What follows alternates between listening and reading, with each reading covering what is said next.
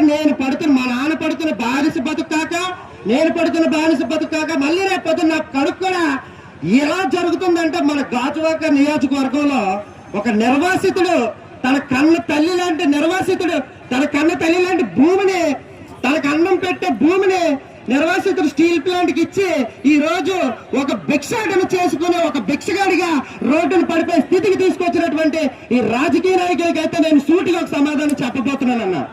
ఎందుకంటే మీరు గాజువాకలో ఏ నాయకుడైనా సరే, అది ఎమ్మెల్యే అవని, అది కార్పొరేటర్లు అవని, ఎవరైనా సరే ఫస్ట్ వాళ్ళు మాట్లాడే మాట ప్రతి నిర్వాసితుడికి న్యాయం చేసేస్తాను, ప్రతి నిర్వాసితుడికి బంగారు బాటలు వేసేస్తాను, ఇదే సొల్లు కబుర్లు చెప్పి ప్రతి నాయకుడు కూడా వస్తున్నారు. కానీ ఏ ఒక్కరు కూడా నిర్వాసితుడికి న్యాయం చేయట్లేదు. ఎందుకో తెలుసా?